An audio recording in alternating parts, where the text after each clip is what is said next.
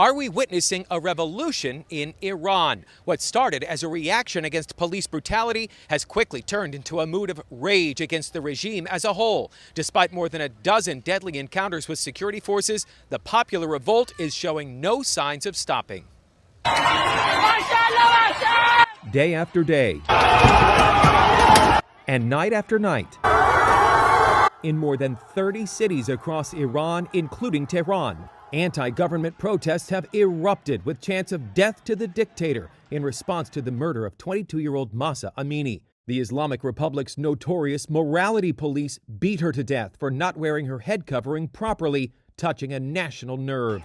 At least 17 people have died in clashes with security forces, the death toll still likely to rise. This actually was a straw which broke the Iranian people's back. Dr. Moti Kadar is a world-renowned Middle East expert with the Israel Defense Security Forum. He's a former IDF lieutenant colonel who served 25 years in military intelligence, speaking to Congress and leaders around the world.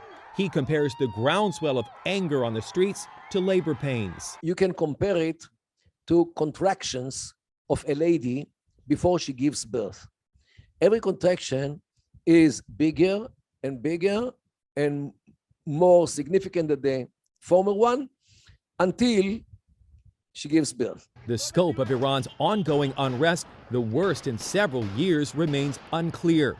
In this video shared online, protesters set fire to a billboard showing the face of Ibrahim Raisi, a man who earned the nickname the Butcher of Tehran. In response, the government disrupted internet access, knocking social media sites like Instagram and WhatsApp offline.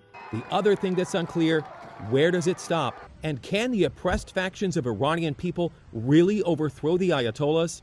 Every couple of months we hear about these things. People become bolder, people become more courageous, and the regime becomes more and more vilified by the people. People want freedom. Dr. Kadar predicts the Islamic Republic will fall apart like the former Soviet Union. He says it's not a matter of if, but when. If you're wondering what you can do to help the Iranian people, activists are encouraging you to share, repost, and retweet videos. The hope is it will raise awareness and put pressure on the regime.